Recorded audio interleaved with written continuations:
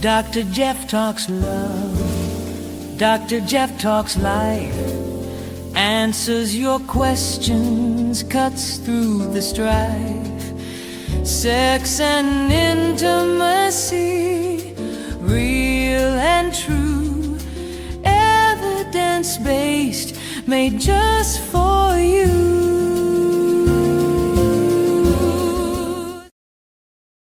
Hello, welcome to Dr. Jeff Talks About Sex and Intimacy, where we explore evidence-based ways to improve sexual health, to deepen intimacy, and to strengthen our relationships.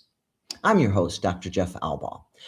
No matter where you are on your journey, this is a space for learning, connection, healing, and most importantly, for hope. This is episode 75. Beyond the Basics, an integrative approach to sexual medicine. Whether you're watching live or if you're listening to the recording later, every moment of your amazing life matters, and I am so incredibly grateful that you are here to learn. We're connected across so many platforms. We're on Facebook, we're on YouTube, we're on X, we're on LinkedIn. If you are a Facebook person, a quick favor, please follow us. The more people that follow us, the more we can do on Facebook, and we appreciate all our followers on all of our platforms. Visit the website. Gosh, you can learn more about upcoming visits by pulling up the calendar, and we have people plugged in all the way till August and amazing experts. You can go back and watch previous episodes and see all of the wonderful people. There are 70 some odd episodes on there now about everything from relationships to sexual dysfunction, all kinds of good information. So go to the website. You can take Dr. Jeff wherever you're going. While you're working out, take Dr. Jeff Talks About Sex and Intimacy. While you're working out, you can learn more to improve your relationship. If you're going on the road, you and your love partner can enjoy listening to Dr. Jeff Talks About Sex and Intimacy. We are streaming on Spotify, Amazon Music, and iHeartRadio. So take us with you. As always, I would like to take a moment to say welcome. Welcome to you. You are so welcome here. Whatever your sexual orientation, whatever your gender identity or your relationship style, this space was made and created for you. So I'm so glad you're here. Well, what's the mission of the podcast? The mission of the podcast is really simple. It's to empower and enlighten you with evidence-based, that scientific information that improves your sexual health and deepens your loving relationships so that you can live this one miraculous, wholehearted, beautiful life more fully and with more love. So tonight we are talking, we're really taking a deeper look at integrative sexual medicine, an approach that recognizes sexuality is never just physical, but it's influenced by our emotional health, by our relationships, by stress, by lifestyle, by spirituality, and overall well-being. Pretty much everything can affect sexual health. Joining me are two incredible leaders in this field, colleagues of mine, Barbara Bartlik and Janet Mendez. They are the co-editors of Integrative Sexual Health. I wrote a couple chapters for that book and worked with this amazing team. So together, we're going to discuss how combining traditional medical treatments with holistic, evidence-based approaches may help people reclaim sexual desire, pleasure, connection, and vitality across the lifespan. So joining me are Barbara Bartlik is a board-certified psychiatrist and internationally recognized expert in sexual medicine and integrative mental health. She has dedicated her career to helping individuals and couples address concerns related to sexuality, intimacy, mood, and relationships through a compassionate, whole-person approach. What a great way to approach things. She is co-editor of Integrative Sexual Health, which I mentioned earlier, and she is widely respected for advancing more personalized, that means personalized care, and more comprehensive models of sexual health care.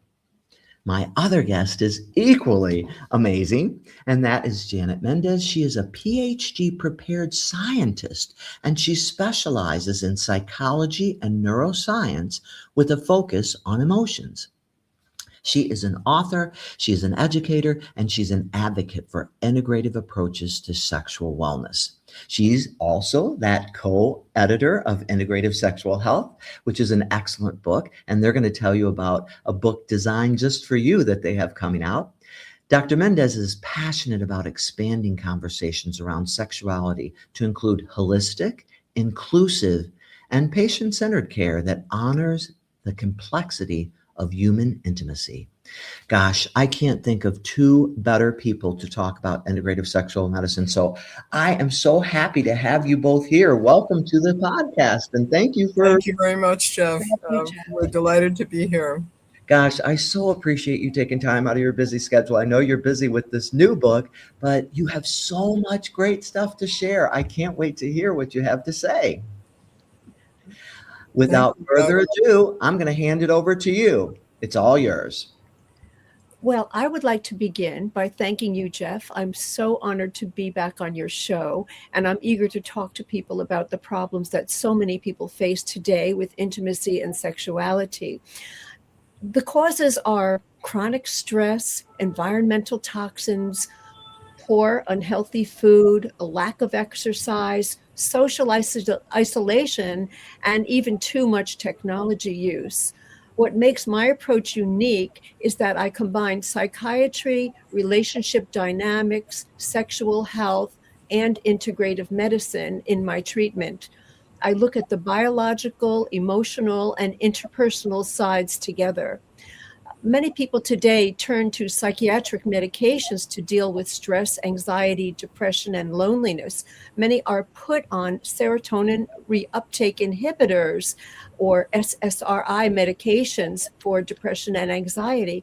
Some people stay on them for years, if not decades, and they fear coming off because they think their world would come crashing down on them again. So these medications make sexual arousal difficult, if not impossible, for some people.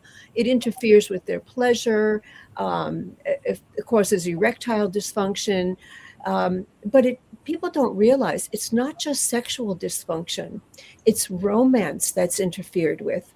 People lack the desire to pursue a romantic partner and stay with it. The rush of falling in love disappears.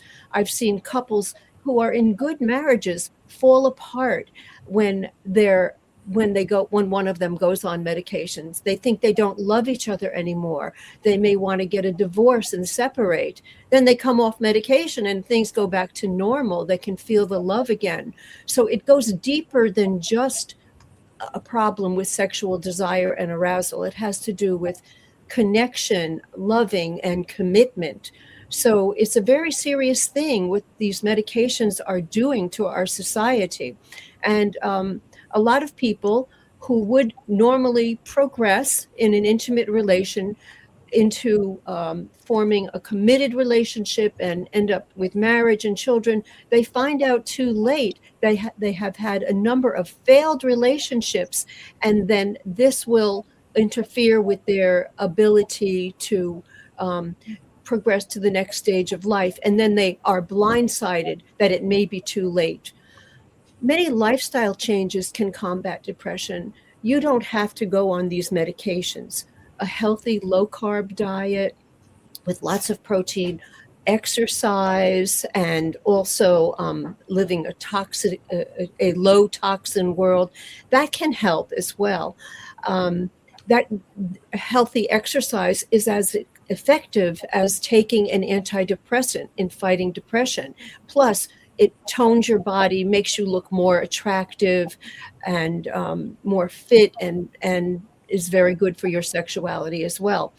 So in my practice, I try to get people off medications as soon as I can. I may start them on an SSRI medication for the short term, but then I work with them on improving their lifestyle, and then that will help reduce the need for medication, and we can get them off it.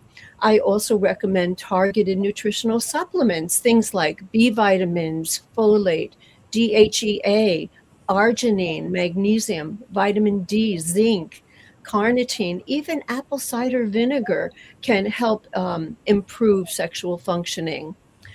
And I also use herbal medicines in my practice. Some of the tried and true traditional herbal medicines are ashwagandha, damiana, fenugreek, ginkgo biloba, ginseng, horny goatweed, maca, muiropama, rhodiola, tribulus, wild yam, yohimbine, shilajit, and tonkat ali, which is also called longjack.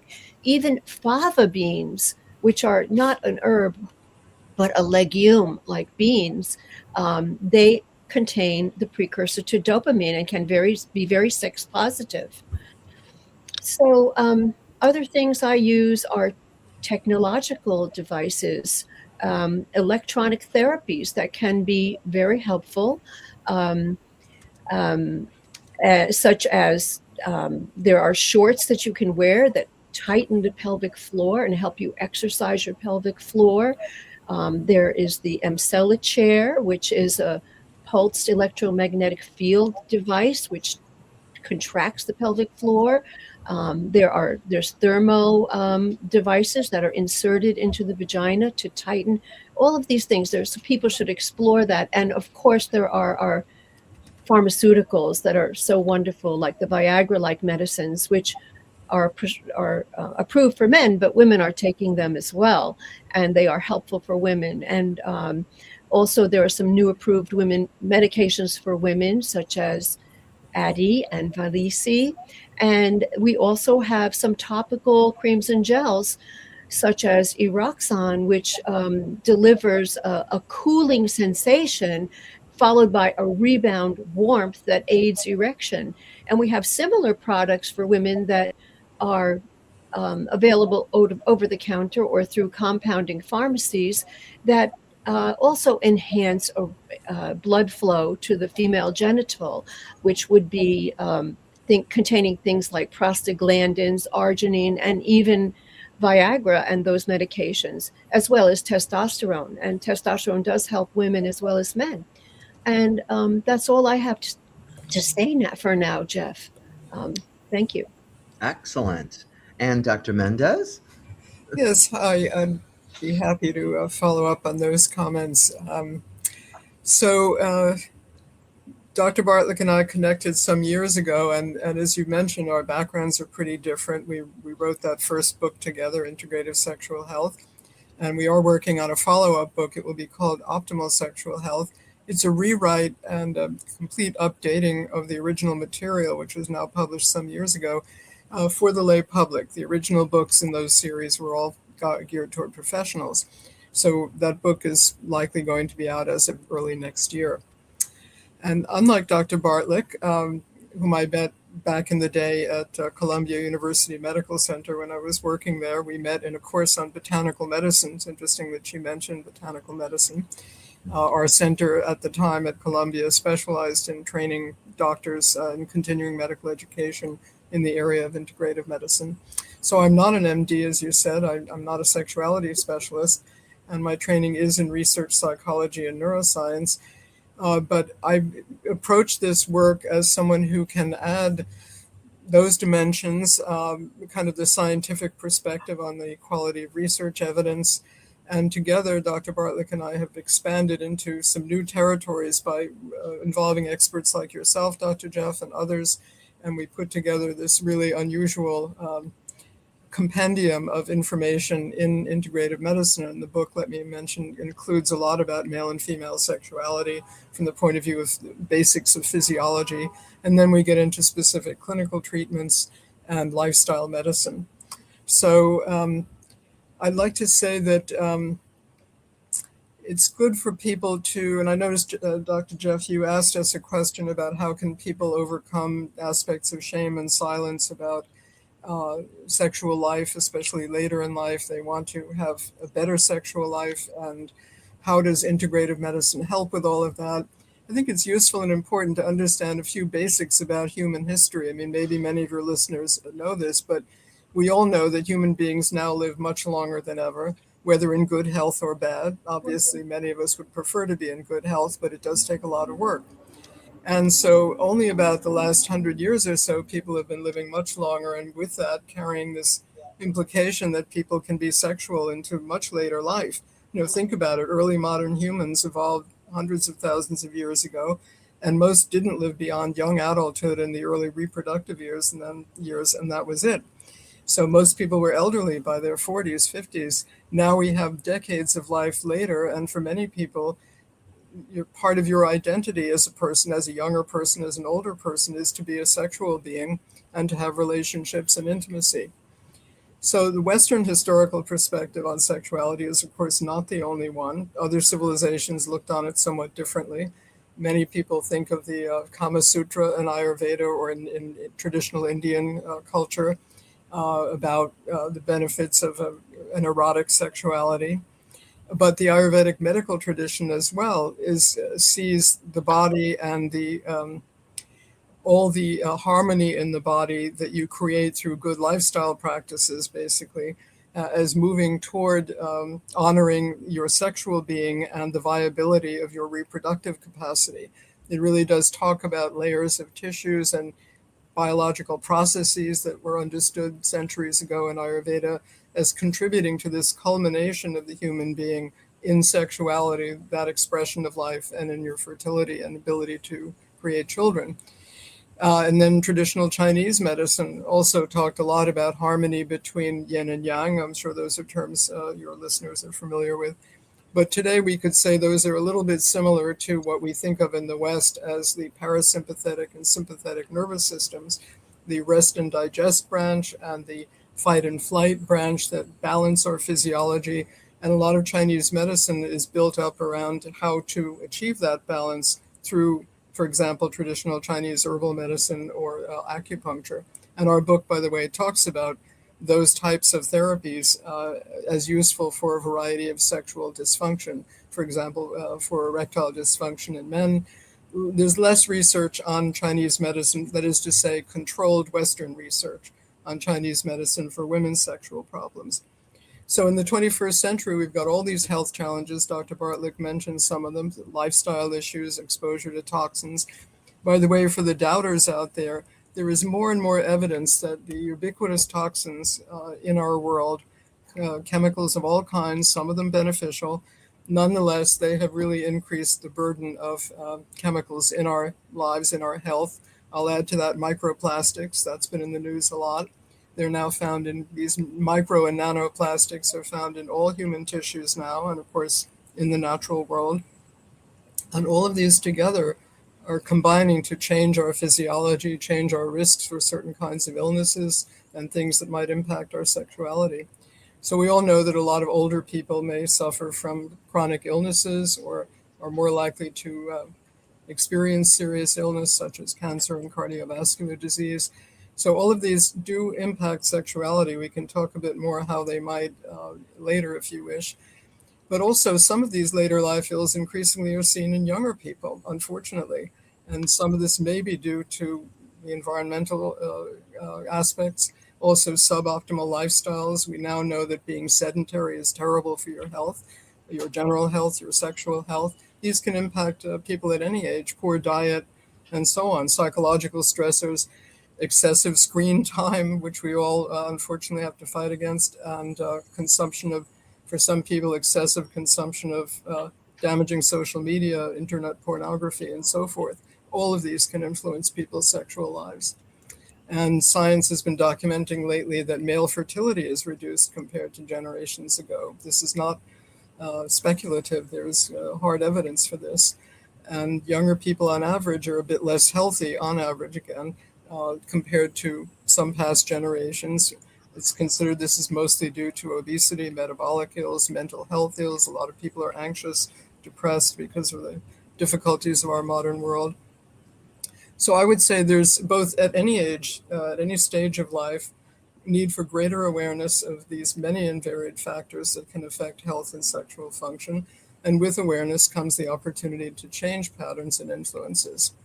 So let me just give one quick example where science is trying to make sense of the impact of a new medical therapy that's very helpful to people. I think this is something that's also, we know it's a lot in the news about the new GLP-1 drugs that are helping a lot of people to lose serious weight. And that, of course, helps their general health a great deal. And yet, how do they affect other bodily systems? Well, there has been some research about how the GLP-1 drugs affect sexuality. And it's mixed, and the research isn't 100% clear yet. So on the one hand, the mechanism by which, I know everybody here knows this, but for your readers, listeners, the mechanism by which the GLP-1s work in part is to diminish levels of the neurotransmitter dopamine in the brain. And dopamine is behind a lot of our drives toward pleasure, even addictions. And it really does calm the chatter about eating and food cravings and so on, and it diminishes appetite. And this is one way in which the drugs help people to lose weight. However, that same mechanism, biological mechanism, will decrease other drives toward pleasure, including sexual pleasure.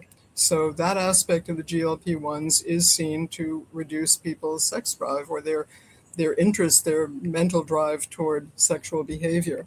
On the other hand, if you achieve a more trim body, you feel more vital, more attractive, more able to exercise regularly. All of this improves your self-esteem and can increase your interest in relationships and intimacy, increase other people's interest in you in that context, then that's a plus. And it could, as a behavioral source of change, kind of push back against that neurophysiological dampening of sexuality.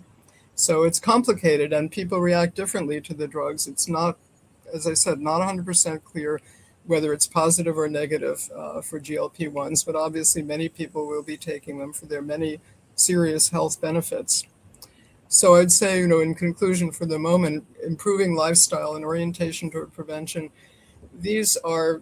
they take work, there's no question, they take effort, but unlike many medications, and I know Dr. Bartlik can say more about this, improving your lifestyle basically is all positive over your lifespan. The tough part is getting those new habits in place, but unlike many drugs of whatever kind, even if they're useful at times, you don't find that there are downsides, side effects that cause you problems of various kinds. So from our perspective, people embracing healthier lifestyle is so central to their health and to improving their sexual health. And we really hope when people access this podcast and eventually access our past book or our new book, this message will come through very clearly. Thank you. Wow, gosh, packed full of lots of great information, just like the books. So that's really helpful. A couple things that I really like that you talked about, and we talk about on this show all the time, are the power of the triad of diet, a really good, healthy diet or way of living. I like to remind people it's a way of living, not really a diet. It's a way of living. Exercise, incredibly important, and weight control. How important those things are. I mean, we see some of the studies out there just for men with erectile dysfunction. One study showed men who exercise 150 minutes a week versus not exercising have 20% better erections, and men who exercise 300 minutes a week have 40% better erections. That's pretty compelling information to support exercise. So that low fat, low cholesterol, low carb, healthy, overall healthy diet. We always tell people if it's heart healthy, it's usually good for sexual health too. And that exercise and then managing that weight control. Mark Moyad, who is a good friend of mine and has an endowed chair at the University of Michigan to look at complementary and integrative medicines, says there's nothing like diet, exercise, and weight control to help some of these issues. What do you guys think about all that? I think that the waistline is a good indicator of sexual health. Okay, if you have a small waistline, sexual health is better. Big one, it's not so good. So it is the most important thing, is keeping trim for sexual health. Yes. And so that's why sometimes if you come into the office and we're measuring your waist circumference, because that weight you carry around the midsection is a huge deal for our patients in terms of hormone balance, but also in terms of blood flow and sexual health, right? That's right. Yeah, there's So all that unhealthy adipose layer in your abdomen is very unhealthy. It creates a lot of inflammation, and then that affects even your brain and all over your whole body. So it's a very bad thing. I'd like to say that in our book, we worked on a nice, I think it was a pretty useful scheme to classify types of exercise. Thanks for showing it there. And again, that's a book for professionals, but of course anyone can access it. Some exercise builds testosterone, like moving heavy, large muscle groups, like the large muscles of the thighs, for example. People are always talking about squats and so forth. Those kinds of muscle, the large muscle groups, doing a lot of that type of exercise raises testosterone. But for example, aerobic exercise, when people want to get out there and run marathons or run or do that type of exercise, that can be a little bit anti-T, actually. And also in the book, we discuss how people, that more is not necessarily better. I think a lot of Americans tend to think if something is good, go for even more of it. Often biologically, that's not really true. It's all a matter of balance. And too much exercise, including of the large muscles, but especially, let's say, aerobic, can actually lower T. And then there are smaller kinds of exercises for toning and flexibility of the body, things that help you feel very good in your body because everything is working right and you've managed to avoid injuries and things like that. And exercises like yoga that incorporate a meditative aspect can be very helpful for the more emotional, calming aspects of exercise for people's mood and sexual health. So exercise itself is a big topic, complex, and helps sexuality in different ways.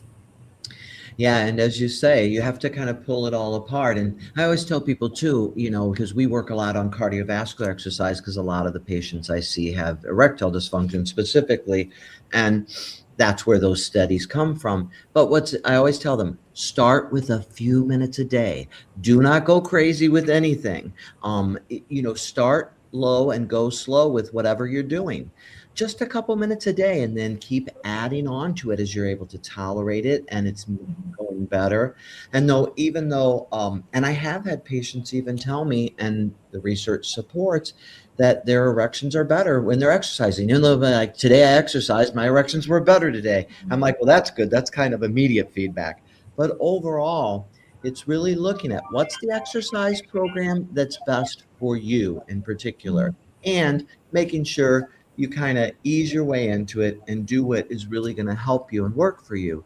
And then, we all know that some of the weight resistance training and the weight things are good for bone health and things like that as well. So you got to look at the whole picture. But I do think that we talk a lot about diet, exercise, and weight control on this podcast because I think it's really, really important. And then too, I like that you talked about the GLP-1s and kind of broke that down because everybody's taking them now. And I think that's a hot topic and a really good one to talk about. And just like everything, how there can be positive and there can be negative effects. And there's reasons for that when you pull it all apart. And that's what I really like about the work you do, Dr. Menendez, because you kind of pull apart, well, why would being on an SSRI sometimes decrease sexual health, but it can also increase it, for example? Well, because when your mood's better and you're not anxious, maybe you'll be more sexual, but some of the side effects, it's pulling it all apart and understanding how it positively or negatively affects you, so that we're not thinking, well, all SSRIs are bad, because they're not. God, we know that they help a lot of people. They have positive and negative effects, and how might it help you in terms of sexual health, and how might it hurt you? And so what are some treatments that'll help as well? I wondered if you guys had, Dr. Bartlik, first, anything in particular that you'd like to you talked about all kinds of different treatments and gave us some good lists. Is there anything in particular you're especially excited about that you'd like to give the listeners just a little bit deeper peek into in particular? Well, I think that testosterone in women is something that is very helpful. And we've known about this for decades. And we still don't have all of the scientific information that would qualify that medication for approval in women. But women are using it a lot these days, so much so that when a woman goes to a gynecologist and asks for hormonal therapy, postmenopausal, some women think you get estrogen, progesterone, and testosterone because so many women are taking it these days. I tend to like the topical cream testosterones. Some people like pellets that are inserted under the skin and released, but those take about a month to go away. So if you get too much, it could be a problem. There have been cases where women's voices have been deepened from testosterone use. So you have to make sure you don't give too much. And so the creams are okay. And you can put them on the clitoris, which would then enlarge the clitoris a little bit, which is helpful for menopausal women because the clitoris tends to shrink. Or you could put the testosterone on another part of your skin that is kind of a thin skin. You could put it like behind your knees or on inside your elbows. And it'll affect your whole body, including your brain. And it does something to improve desire as well as arousal and lubrication. Mm. Yeah, that's a good one. And so listeners, just to remind you that testosterone is off-label for women, but it just because it's off-label and it wasn't FDA approved for women doesn't mean it doesn't have good science to support it, as we both know, Dr. Bartlik. And so it can be prescribed. It is a controlled substance that can be prescribed. And, we follow what the research taught us, that it does help some women. It was studied in premenopausal and postmenopausal women both. And it did show efficacy and safety, but again, done very carefully with some supervision along with your provider. It can be life-changing for the right person who has some of those hypogonadal, those low testosterone symptoms. And so, yeah, I agree. It can be an exciting thing. And there's different forms. We even have an oral version now. And this is what's really cool. Okay, so it's off-label. It's not FDA approved, so it's not going to be covered by your insurance. But women use 1/10 of what a man uses. So we can still find ways to affordably get you the medication, even the prescription medication, because you use 1/10. So let's say that prescription for 1 month is even $900, but now it's going to last you 10 months, which now makes it $90 a month. So there's a lot of pieces and things to think about, but it's exciting to think that with the right provider and the right person who really needs this, who has those symptoms and might benefit from it under supervision, it could be life-changing. I've seen it go either way. Some people were like, you're the perfect candidate for it. And then it didn't really help that particular person.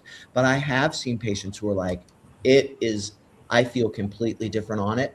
I had a pharmacist actually once who was like, she had every symptom and we put her on it. We got her to a great physiologic level and she's like, nothing changed. I'm like, you never know. Every body is different. Every human body is different. But boy, for the patient who it can help, it can be really helpful. I'd like to add something important on this point about women and testosterone. Again, I'm not a medical doctor, and you're quite right about the off-label issues and so on. But women, all the discussion of exercise, it's almost always about raising T in men. There is very limited research about whether or not exercise raises T in women. It may help a little bit raising natural testosterone in women. And that's, I think, without, correct me if I'm wrong, Dr. Jeff, but I think that's without having to resort to like heavy weightlifting or things of that nature. But in general, for women as for men, exercise is extremely beneficial to, vitality, sexual health overall. It may or may not change hormones as much as with men, but women shouldn't neglect the exercise. It's not just about men and erections and so on. It's very beneficial for women's physical responsiveness and their sense of physical vitality. Yes, because as we trim out that midsection, we know weight loves to come in that midsection. And that you hear us keep talking about how important it is to keep that trimmed down. It can make a really big difference in testosterone, because testosterone aromatizes into estradiol when it's in some of that tissue. So it's important. It really is. Exercise is very beneficial. And of course, you have to be careful, check with your doctor, all those things, but it can be really beneficial. So Dr. Mendez, I was just wondering, from your perspective, what is one of the things that you think has the best research out there to support it that's non-medicinal or herbal or whatever type from the book? What is one of the things that has... I mean, it's not botanical, but some other kind of non-conventional medicine? Is that what you're asking? Yeah, so some of the integrative treatments, not medicinal, that you think has some of the best evidence out there to support what's in the book. Well, I think that, again, and this is a point we make in our book, sexual medicine as a research area is relatively underfunded. I think probably there's obviously more funding for things like a new medication for a sexual problem or a new surgical approach. But in general, sexual medicine relative to other areas such as cardiology or oncology, for example, is quite underfunded. So a lot of studies that could be done haven't been done, or they haven't been very large studies. So your listeners should understand that many studies that we consulted, we were looking at studies that had a relatively small study population, and they might have been well designed and well executed, but these are not definitive studies for the most part. And the definitive studies are very unlikely to be done ever, because also, especially with integrative medicine, traditional medicine, such as, let's say, acupuncture, there is no chance to patent those treatments. So there is no profit motive to, never mind about, getting into drug companies or whatever, but there is no source of additional funding other than federal government funding to conduct some of those studies. I just want to underscore that point to explain that in good faith, we incorporated and continue to look at all the research we can, but a lot of these studies are not definitive. And another thing in favor of a lot of integrative approaches, these are often very safe. So, for example, if you go for acupuncture, if you're a man who has erectile dysfunction and you go to a qualified acupuncturist to be treated according to traditional Chinese medicine approaches to using acupuncture for that, this is a very safe treatment. The chances that you will be harmed are extremely small, and it may well do you good. So a lot of these traditional medicine treatments are very safe and come with no or few, very minimal or few side effects. So concerning your question, there is some modest research about acupuncture for some types of male sexual problems, in particular for erectile dysfunction and I think premature ejaculation. And for those who don't know much about Chinese medicine, the acupuncture, the Chinese medical system conceives of the body very differently from the Western approach. And there are these energy channels, and the acupoints, the points where the acupuncturist inserts the needle, are very specifically guided by Chinese theory, very different from our understanding about how you are influencing those energetic channels with where you place and stimulate through the acupuncture needle, use of the needle. So those points are chosen to help a man with certain, let's say a man with erectile dysfunction, and they have often worked. And one of our co-authors is a wonderful urologist at Mount Sinai Medical Center here in New York who uses these exact techniques to help men. I would say that there is some evidence, again, it's kind of accumulated from smaller studies for aspects of balancing our physiological system using, believe it or not, European water therapy. And today you may have read about people who jump in freezing tubs of ice, to regulate their physiology. Don't try that at home. You need to be extremely fit to tolerate those types of extremes. But regular applications of hot and cold water, such as cold and hot shower gushes, or going in a sauna and detoxifying in a sauna and then jumping into a cold shower, or a snowbank if you have one handy nearby. These are very, very good. You may up there in Chicago, also in New York, but only sometimes a year. In any case, these, as with many lifestyle practices, efforts to make our physiology work better in general can be very productive for sexual health. I'd like to give that question a little more thought and turn it over to Dr. Bartlik for now, but I'll think about it further. For men who have low levels of zinc and sexual dysfunction, taking zinc can be very helpful.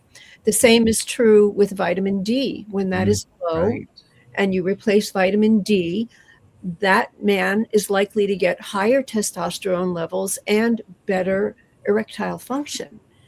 The B vitamins can also be very helpful.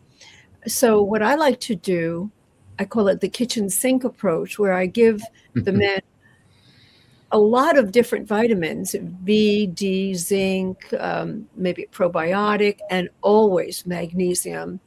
I give them everything so that they will be adequately supplemented. And because you see, let me start over because there was a noise over here.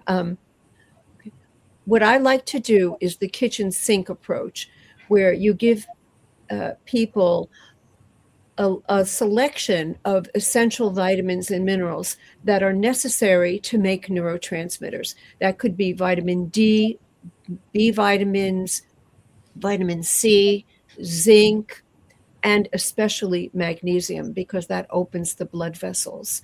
So I give my patients all of those, and that helps them function better sexually. Sometimes when they cannot respond to the Viagra-like medications, they can respond after they receive the micronutrients. So I find that extremely helpful. Wow, that's such a great point. And that we look at those things too. So remember a couple things. What you're hearing from us over and over is super doses of these vitamins and things aren't better. More is not necessarily better. But if you have low levels of zinc, of vitamin D, different things, replacing them to normalize your levels can help you respond better to other sexual treatments and erections and things like that as well. That's such a really important point, because we do look at a lot of that in our patients. And I have specifically found, and lots of people are vitamin D deficient these days, right? And zinc deficient. And that when we normalize those, sexual health gets better. So I think those are some excellent points both of you made on things that have some evidence to support and can be really helpful. And I love, Dr. Mendez, how you talk about, in general, we don't have a ton of research to support things in sexual health or integrative medicine because it costs a lot of money to do that research. My prostate cancer patients say to me all the time, why don't they have more things for sexual dysfunction? I don't get it. Why can't they do more research? And I say, it's all about money in the end. You can't do research without money. So this second question that came in that I wanted to give you, you led perfectly into, Dr. Mendez, which is, how do you determine if there is enough research to support some of the integrated treatments for sexual dysfunction? And I know that's a lot of what you did with the book, was try to help people understand how, what evidence is available, how strong it is, how that more research may be needed. So can you speak to that a little bit? Yes, I will. But before I do, I'd like to just follow up with one more. We could go on many topics, I know, but one more topic about something that is very effective right away to help with your sexual health and your general health. And many people don't bring it up with their doctors, I'm quite sure, unless they have a very distinct problem: sleep. We all know, right? We all know that dysregulated sleep, too short sleep, even too long sleep, messes a lot with your hormones and your physiology. Your cortisol levels shift. All of this can have an impact on your sexual function, even in young people. And many people, let's say they're not like totally insomniac, but they really are not getting quality sleep. They're working too hard and staying up too late, or getting 5 hours a night. This is definitely harmful to your sexuality and to your general health. Dr. Bartlik and I were fortunate to meet here in New York, a wonderful researcher in this area, and I'd like to recommend her to you and your readers, your listeners. Her name is Dr. Marie-Pierre Saint-Ange, and she has written a book also about the foods that support good sleep. There really is a relationship between what we eat and when we eat and how good our sleep can be. So there's a whole world there to be uncovered, and I highly recommend her work to anyone. She's written popular books as well as published a great deal of research, and she's here in New York at Columbia University.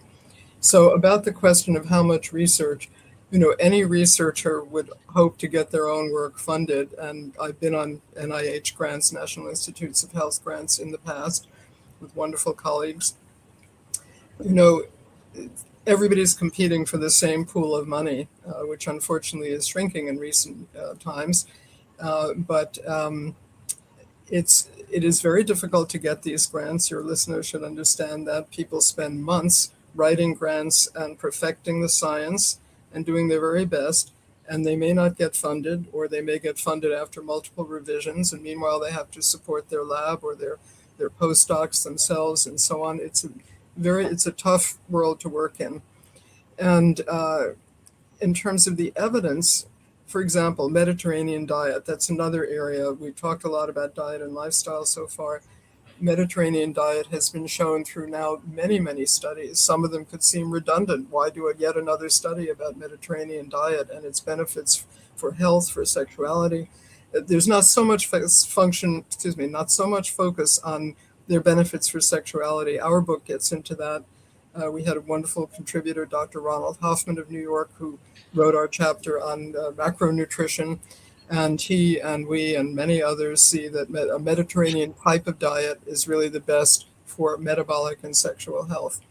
So there have been many studies on that of different kinds, a lot of research money spent, and I think that there is now substantial agreement. I don't think that anyone could challenge that this isn't a valid research finding, but it took a lot to get there. And some questions, I think the questions concerning male sexual function tend to be funded before women's, because obviously male performance is kind of key to the whole sexual experience.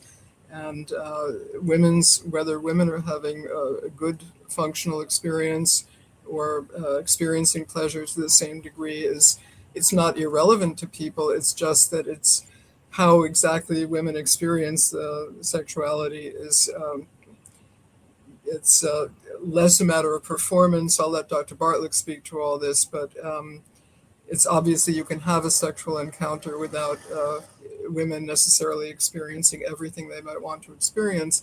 But if men can't have an erection, then that's the end of the sexual experience for both parties. So male problems tend to get more funding, and that should change. But with shrinking pools of funding, it may not. I could say more, but I think I'll stop there for the moment. Well, also, the government sometimes is afraid to fund sexuality research because they get criticized for it. Mm-hmm.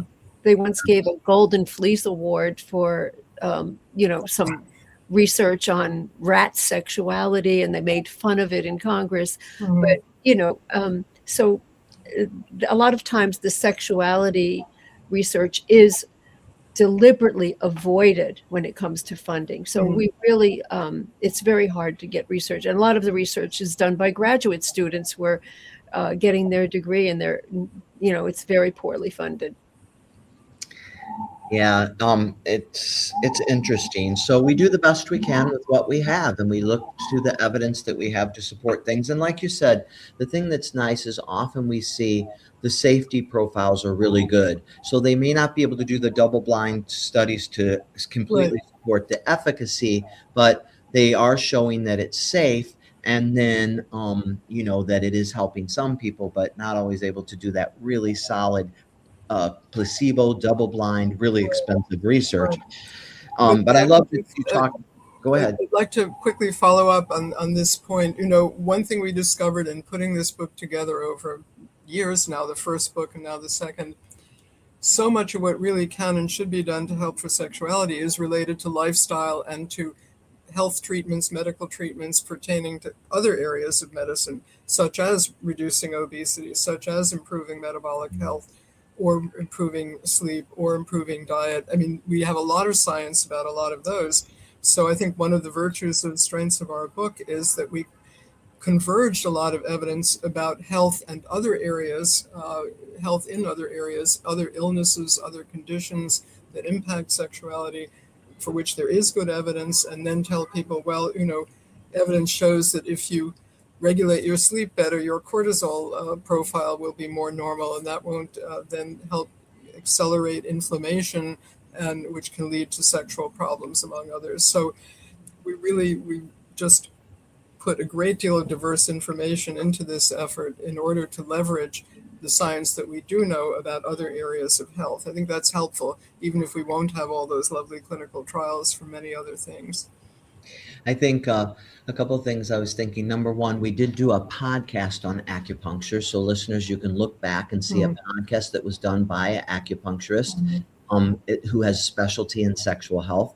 And so we did do that because I know you talked about that, and there is more information on a previous podcast. Sleep, I think, is a huge thing because while we sleep, testosterone does build up in men and women during our sleep, during good quality sleep. So if you don't get good quality sleep, sometimes you have low T because of that. But also, men get erections while they sleep. Your penis literally works out while you sleep to keep itself in shape. So many amazing things happen with good quality sleep.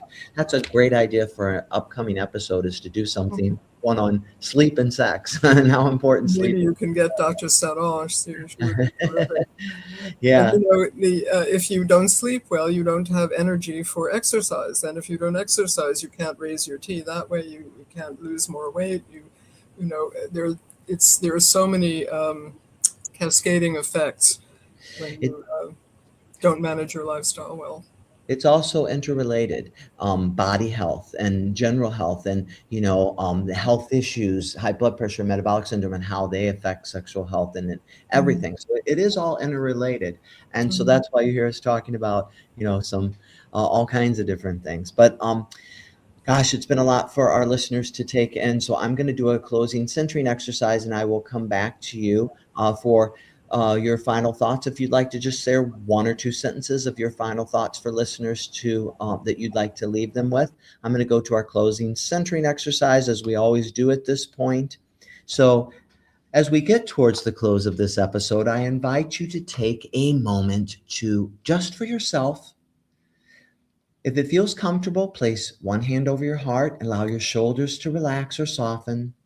Gently unclench your jaw. Relax. Relax any muscles that are tense. Get into a comfortable position. You can have your feet flat on the floor, but whatever is comfortable for you. If you'd rather rest your arms at your side, do so. Take a slow, deep breath in for 4 counts. And a slow, deep breath out.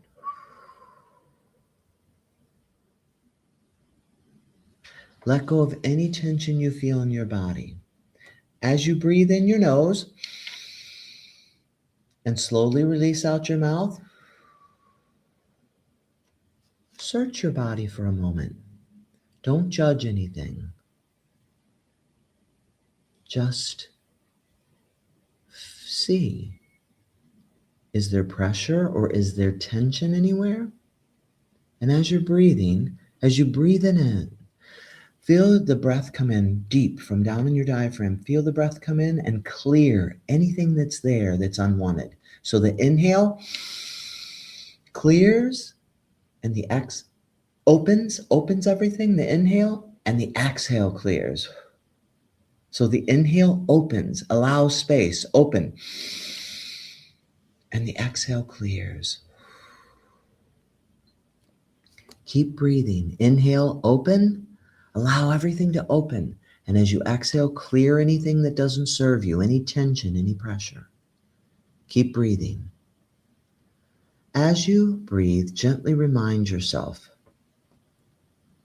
I am not defined by any illness. I am not defined by any illness. I am so much more than any sexual problem. I am worthy of love and belonging. I am enough.